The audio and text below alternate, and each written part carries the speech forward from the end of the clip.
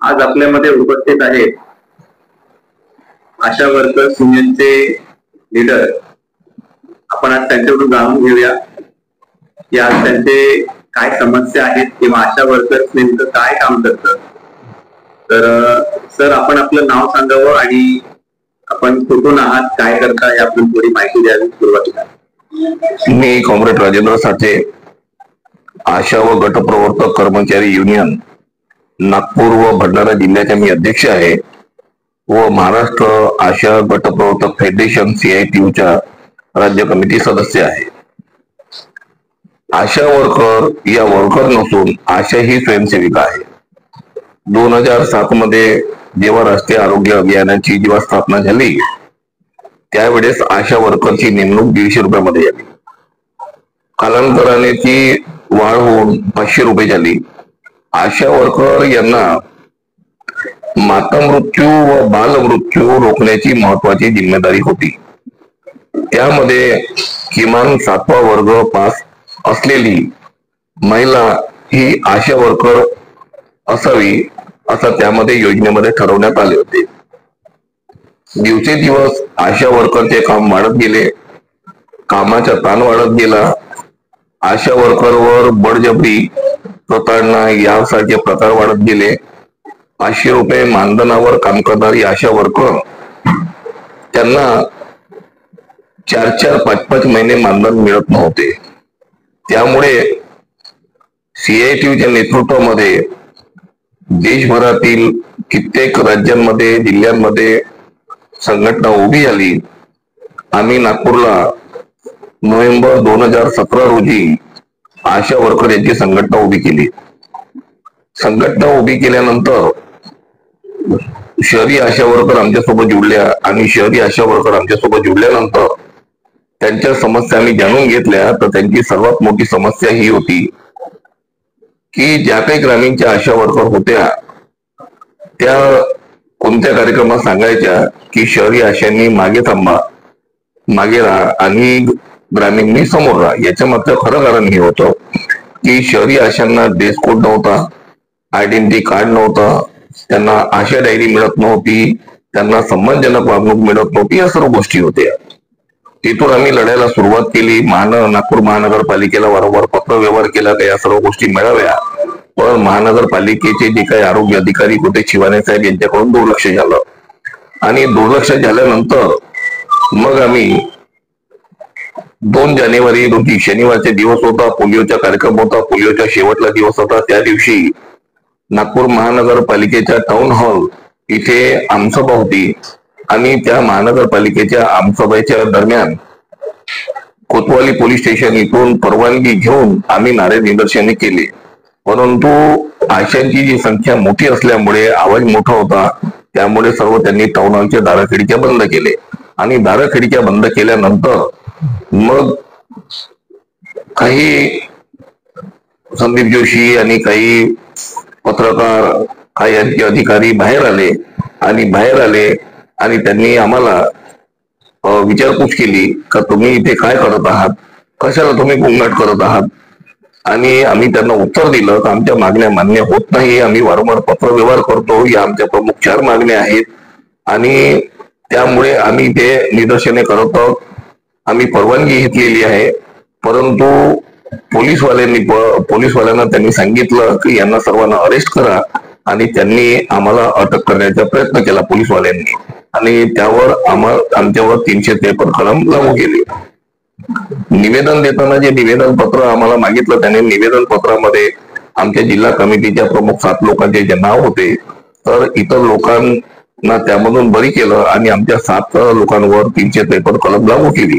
परंतु महत्वाची बाब हे आहे की 4 दिवसामध्ये आशा वर्कर यांना ड्रेस कोड, आशा डायरी आणि त्यानंतर त्यांना आयडेंटिटी कार्ड मिळालं. हे महत्वाची आमची पहिली लढाई होती. त्यानंतरची जी लढाई जी होती, जे केंद्रीय कमिटीने सर्व कामगार संघटनेचा एक दिल्लीमध्ये मोर्चा केला होता जो 5 एप्रिल 2018 रोजी होता. त्या मोर्चामध्ये पण मोठ्या संख्येने नागपूरच्या पण आशा वर्कर गेल्या होत्या, महाराष्ट्राच्या आशा वर्कर गेल्या होत्या आणि मोदी सरकारला हादरवून सोडलं होतं. आणि त्यानंतर 11 सप्टेंबर 2018 रोजी म्हणजे आशाच्या काम करण्याच्या कारकिर्दीमध्ये पहिली केंद्राकडून वाढ जी मिळालेली आहे ती 11 सप्टेंबर 2018 रोजी 1000ची वाढ मिळाली ना इतर कामावर 500 रुपये मोबदला असे केंद्राचे 2000.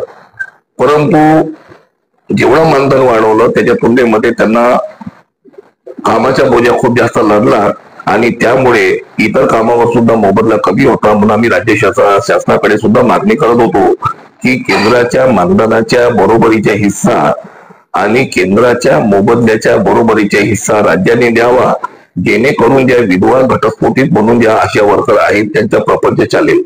आज आशा वर्कर या आरोग्य क्षेत्राच्या मुख्य कणा आहेत आणि सर्व जिम्मेदारी जी आहे ती आशा वर्करवर आहे. आशा वर्करच्या कामाचे तास ठरलेले नसून त्यांना 24 तास राबावं लागतं, कार्यक्षेत्रामध्ये राहावं लागतं, नागरिकांना आरोग्याच्या सोयी द्यावं लागतं, नागरिकांना आरोग्याबद्दल मार्गदर्शन करावं लागतं, स्वतः आरोग्य केंद्रामध्ये घेऊन जावं लागतं. या विविध प्रकारचे कामं त्यांच्याकडे आहेत. त्यानंतर 3 सप्टेंबर ते 18 सप्टेंबर 2019 रोजी मोठा संप झाला आणि त्या संपामध्ये फडणवीस सरकार हे मुख्यमंत्री असताना मान्य करायला तयार नव्हते. त्यानंतर आशा वर्कर यांना 2000 व गट प्रवर्तक यांना 3000 रुपये देऊ असे बोलले. परंतु जेव्हा GR काढला तेव्हा गट प्रवर्तकाचा त्यांनी उल्लेख न करता फक्त आशा वर्करला 2000 रुपयाची मानधनाची फक्त घोषणा केली, परंतु अंमलबजावणी त्याची केली नाही. मग गट प्रवर्तकांना सुद्धा मिळावे, दिलेल्या शब्दानुसार त्याचे पालन करावे म्हणून आम्ही वारंवार पत्रव्यवहार आणि नीती आमच्या चालूच होत्या. परंतु अचानक मग आचारसंहिता लागली. आचारसंहिता लागल्यामुळे सर्व धोन निघून गेलं आणि फडणवीस सरकार कोणती मागणी मान्य करू शकले नाही, त्याच्यात GR काढू शकले नाही. आणि त्यानंतर महाविकास आघाडीची सरकार आली, निवडणुका झाल्या, महाविकास आघाडीची सरकार आली, उद्धव ठाकरे मुख्यमंत्री बनले. उद्धव ठाकरे यांची भेट घेतली. उद्धव ठाकरे अंमलबजावणी करायला तयार होते आणि महाविकास आघाडीच्या कार्यक्रमामध्ये सुद्धा होतं की आशा वर्कर आणि अंगणवाडी कर्मचारी यांना किमान वेतन देण्यात यावं, कारण का महत्वाचे कामे करतात. परंतु थोड्या दिवसांनी मग कोरोना आला. कोरोना आल्यामुळे सर्व राहून गेलं आणि त्यानंतर सुद्धा संपूर्ण भारतामध्ये फक्त नागपूरमध्ये 5-5 फुटाचे अंतर ठेवून लागोपाठ आमचा लढा सुरू होता. त्यावेळेस आमच्यावर 18 केसेस लागल्या भंग केल्यामुळे. तर त्या केसेसला पण आम्ही न घाबरता आम्ही आपला संघर्ष सतत सुरू ठेवला आणि त्यानंतर मग राज्य सरकारने 2000 रुपये आशांना आणि गटप्रवर्तकांना 3000 रुपये दिले. परंतु कोविडचे काम एवढे वाढले होते, आम्ही वारंवार मागणी करत होतो की एका दिवसाला आशा वर्कर यांना 500 रुपये मिळावे. परंतु सरकारने तसं न करता त्यांनी महिन्याचे फक्त 1000 रुपये केंद्र सरकारने दिले. आणि या पद्धतीची जी केंद्र शासनाची भूमिका जी आहे, कर्मचाऱ्यांना वेठीस ठेवून मोठ्या उद्योगपत्यांना फायदा करून देण्याची जी भूमिका आहे, त्या भूमिकेमुळे आशा वर्कर सर्व चिडल्या होत्या. परंतु महत्वाची भूमिका जी होती, आरोग्य क्षेत्रावर येणारं संकट जे होतं, म्हणजे देशामध्ये कोरोना आला होता, नागरिकांच्या जीवाची काळजी घेणे ही ज्या पद्धतीने सरकारची जिम्मेदारी होती, तशी मोठी जिम्मेदारी आशा वर्कर यांच्यावर आली होती आणि ती आशा वर्कर यांनी चांगल्या पद्धतीने निभावली आहे. आणि त्यांच्यासोबत गटप्रवर्तक सुद्धा रेकॉर्ड किपिंगचे काम वगैरे करणे, सरकारकडे माहिती पाठवण्याचे काम त्या करत आलेले आहेत. परंतु सरकारकडून कोणताही प्रतिसाद त्यावेळेस सुद्धा देण्यात आलेला नाही. आणि कोरोनापासून विविध प्रकारचे काम वाढले, महागाई वाढली, परंतु आजपर्यंत केंद्राचे जे 2000 रुपये जे होते, आजपर्यंत केंद्राचे 2000 रुपये आहेत. केंद्राने कोणती वाढ केली नाही. वारंवार CITU तर्फे संघर्ष, वारंवार आंदोलन, वारंवार संप, वारंवार मंत्र्यांच्या घेराव, यामुळे आज आशा वर्करला राज्य सरकारतर्फे 10,000 व केंद्र सरकारतर्फे 2,000 असे फक्त 12,000 रुपये त्यांना मिळतात. परंतु 45व्या आणि 46व्या श्रम आयोगाच्या शिफारसीनुसार 2016 रोजी ज्या शिफारसी करण्यात आल्या, त्यामध्ये किमान वेतन हे 18,000 असावे असे श्रम आयोगाने ठरवले. परंतु आजपर्यंत त्यांना 18,000. सध्याची राज्याची आणि देशाची परिस्थिती जी आहे की आशा वर्कर गटप्रवर्तकच्या दृष्टीने फार धोकादायक आहे. तशी जर स्थिती पाहिली तर संपूर्ण देशामध्ये विविध क्षेत्रामध्ये काम करणाऱ्या कर्मचाऱ्यांची स्थिती सुद्धा धोकादायक आहे. कारण की महागाई भरमसाठ वाढलेली आहे आणि शासनाकडून त्यांना देण्यात येणारं वेतन किंवा मानधन फार अल्प मिळत आहे. आज केंद्राकडून आशा वर्कर यांना 2000 हे मानधन मिळतं, परंतु जानेवारी महिन्यापासून आशा वर्करला मिळणारं जे मानधन आणि गटप्रवर्तक यांना जे मिळणारं जे मानधन आहे ते पूर्णपणे थकीत आहे. आम्ही सरकारकडून विनंती करतो की आशा वर्कर व गटप्रवर्तक यांच्या जानेवारी पासून थकीत असलेलं जे मानधन आहे ते त्वरित द्यावं आणि या ज्या संकटामध्ये सापडलेले आहेत त्या संकटातून त्यांना बाहेर काढावं हे गरजेचे आहे. गटप्रवर्तकांचा विचार केला तर कंत्राटी कर्मचाऱ्यांच्या आंदोलनानंतर सरकारने एक निर्णय घेतला की ज्या कंत्राटी तत्वावर काम करणाऱ्या कर्मचाऱ्यांना 10 वर्ष झाले असतील त्यांना सरकारी सेवेमध्ये समायोजन करण्यात यावं. त्यावेळेस गटप्रवर्तकांना सुद्धा कंत्राटी कर्मचारी म्हणून त्यांना 11 महिन्याच्या एग्रीमेंट करून घेण्यात येत होता, परंतु समायोजनामधून गटप्रवर्तकांना वगळण्यात आलं. ही फार खेदाची बाब आहे. त्यामुळे गटप्रवर्तकांच्या समायोजन करावं. आशा वर्कर यांना 26,000, गटप्रवर्तकांना 31,000 रुपये हे किमान वेतन द्यावं आणि शासनाचे आरोग्य क्षेत्राचे काम महत्वाचे करत असल्यामुळे यांना सरकारी कर्मचाऱ्याचा दर्जा देऊन 5 लाख रुपये ग्रॅज्युटी व 10,000 रुपये त्यांना पेन्शन द्यावी ही मागणी आमची सरकारकडे आहे आणि त्यावर सतत संघर्ष आमच्या सुरू आहे आणि भविष्यामध्ये सुद्धा हा संघर्ष सतत सुरू राहणार अशी मी अपेक्षा बाळगतो. आणि आज मोठ्या संख्येने आशा वर्कर सरकारच्या, चाहे मग केंद्र सरकार असो किंवा राज्य सरकार असो, यांच्या भूमिकेच्या विरुद्ध आहे. आणि आता सरकारने स्वयंसेविका असल्यानंतर सुद्धा त्यांना 60 वर्ष हे कार्यमुक्त करण्याचा त्यांनी जो निर्णय घेतला आहे, जे आरोग्य विभागाचे आयुक्त जे आहेत, जे राष्ट्रीय आरोग्य अभियान अंतर्गत येतात, त्यांनी घेतलेला आहे तो निर्णय चुकीचा आहे.